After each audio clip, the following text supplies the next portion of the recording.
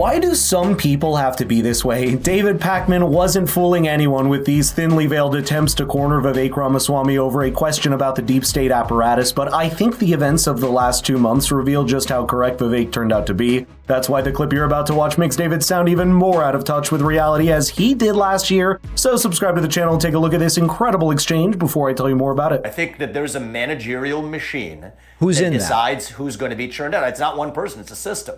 And I think it goes back to the way the government's run. I think the people who we elect to run the government are not the ones running the government. I don't think Joe Biden is really making most of the policy decisions that come out of the executive branch of the government. I really don't. But give an example of someone who's making the decisions. I know you can't, it's not one person, but there must be a group. It's not one person. Well, I'm resisting the premise, David. It is a machine. That is the Leviathan. I mean, who runs the machine? This is the apparatus. It's the wrong frame. That's the whole point, David. Who built the machine? Well, I think it's been built over the years from decades of purposeful loss of accountability. I think it was built by people who were elected into office that did not want to actually bear the accountability for their actions, and so quietly devolved power, first from Congress to three-letter agencies, from three-letter agencies to a managerial class that pervades the public and private sector alike. You don't have to take it from what you will see as a crazy Republican candidate, far right or whatever you want to label me on your show. Michael Lind has written about this in a lucid manner. I think that there's a horizontal managerial class that pervades the public, private, and intermediate sectors in the United States that's wielding the decisions. You know, the first thing that jumped out to me from this exchange, it's that David Pakman is likely and deliberately trying to underestimate the fact that it's actually a bracket of people in government rather than individuals. And let me put that into perspective for you with some statistics. According to the latest available data, the United States government is composed of nearly 2.9 million federal civil servant employees categorized as non-elected and non-military personnel, and that's for the federal government alone. These are the civil servants and bureaucrats and the mass machine that a president is supposed to control. But there's a problem. It's that these civil servants have a much longer lifespan in office and revolve a lot slower than a 4-year presidential term. They can't be fired for political reasons because they're not political appointees. They're tools that get the job done, at least in theory. But over their decades in service, they inevitably become complacent, develop loyalties, have insider info about departments, and spread their tentacles of control far and wide. There's no single person that you can name here because that would make the same mistake as naming the president itself. Every single president that comes into office needs enough political capital and personnel will be able to override any resistance from this machine and use it to get the job done of the political agenda he promised his voters before coming into office. If you think about it, a president as one person at the top almost needs to wrestle for control in the first few weeks with hundreds of thousands of people underneath him who are used to doing things a certain way and have political loyalties of their own. That's why a president's strength is so critical, otherwise that political power just devolves and leaks out of his political office. I just think it would put a lot of texture to it if you were able to say, Hillary's Susan in the Rice, class, or Susan Rice.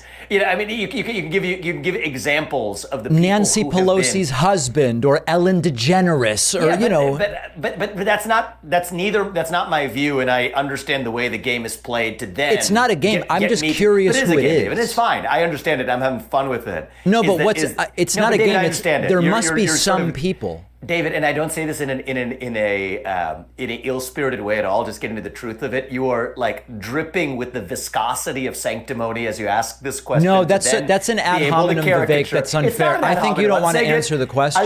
To attack me. It's an obvious question. If there's a machine and a managerial class, someone must be involved. There must be someone. That's your assertion, David. And I think that my whole premise is that I think this is true in both parties, but it's particularly true in the modern Democratic Party. I don't think Joe Biden has a choice in the matter of whether he's the nominee or not. You can keep repeating that and you can do ad hominems, but you're not really answering.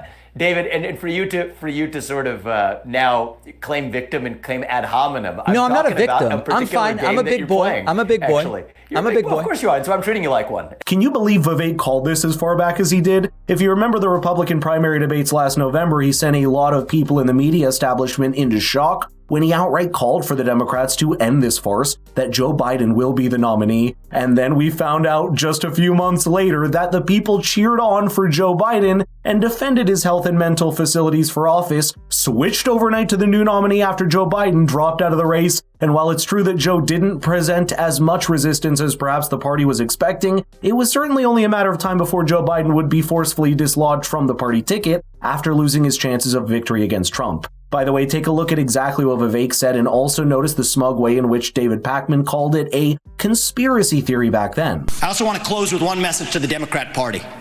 End this farce that Joe Biden is going to be your nominee.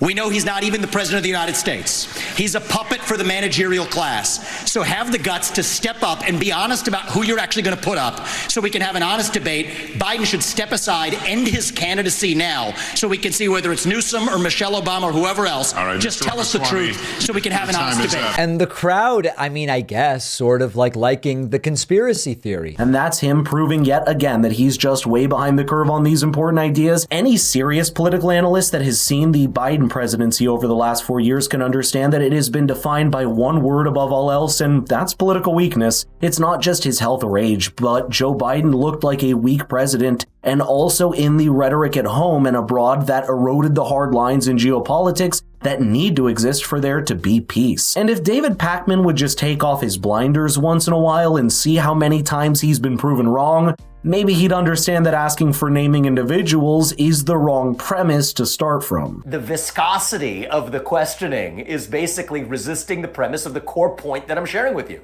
which is that it is not one puppet master that's an individual. I agree. It is a managerial machine that in the Democratic Party, in the Democratic establishment, and I think it exists in the Republican establishment too, is designed to crush the will of everyday citizens and to decide that this is who will be served. Up to you to digest. You're force-fed who you get. I think this is why the Biden documents case. Why don't you hear much about that right now? Why don't you, the open-ended investigation of Hunter Biden? I think these are levers that if Joe Biden tries to act like an agent and say when their time of deciding that he's not the nominee, well, I think that's when you're going to see those investigations then pick up steam to say that, well, you're not getting out of the way. We're going to get you out of the way. I think that is the Leviathan. It is not an individual. It's not individual action. I think it shows a degree of intellectual honesty on the part of Vivek to admit that an entrenched party established of this kind also exists in the Republican Party today, because it does. The only difference perhaps is that Donald Trump has become big enough of a political force to basically get the party to revolve around him. You can be sure that the moment Trump falls by the wayside in politics, that entrenched deep party will try to rise back again and take control unless a candidate can take charge. You can imagine political power as having a kind of gravity of its own. If a candidate or politician has enough gravity of his own, he can have the party revolve around him and be defined in a relation to him. But the moment that gravity weakens, then the interest groups, donor class, and party establishment fly off their tangents, looking to protect their own shallow interests. That's perhaps what defines the Democratic Party under Joe Biden today. When I say, give me anyone, and you say my questions are, when you say my questions are viscous. One of hundreds of people, the Susan Rices of the world, sure, fit that machine, but it's not one puppet master. People like Susan Rice. Yes, people like exactly. Susan Rice. People of that class, absolutely. That's an answer. That could have been the first thing. You know, I mean, I don't know why my questions are viscous. But I've played this game enough to know to say that, oh, well, Vivek thinks Susan Rice is the puppet master. But no, I'm not saying that. Person. I have no interest in saying that you said that. I just wanted to feel, I just was like, what sorts of people are you thinking about? Man. I think the donor class is part of this as well. I think there's a lot of people who, in the Democratic Party, you're told that the Democratic Party stands for one person, one vote. Right. Well, I don't think so. Not so clearly. I think that the people who are writing multi-million-dollar checks, even though they say you can only give $3,300 to Joe Biden, right? Why is he flying to Greenwich, Connecticut for $25,000 or $50,000 a plate dinners? And this applies to Harlan Crow and the Koch brothers too, right? I think it pervades both parties. Okay, just making sure. I've been as critical about this in the Republic, but you asked a question about the Democratic Party. Yeah. I'm against the influence of mega money in politics, period. But I'm with this you. is when you get to the reality of what that machine looks like. These are inputs into that machine. People who have lived in high levels, but not politically accountable levels of the administrative state that still have, the dirty secrets that they're able to use as levers for the people who actually are in power, to the mega donor class that provides the mother's milk that is modern politics in both parties. Yes, I think that is all part of the machine that decides who and who isn't part of eligible to wield power. I think the courage to admit that on part of Vivek Ramaswamy at least shows you that he'd be willing to take on the entrenched establishment if he's ever elected to office. The same can't be said for someone like David Pakman, who's having a hard time even conceptualizing the question the right way. But let me know in the comments what you thought about this exchange, because I believe it shows you events today can give you a whole new perspective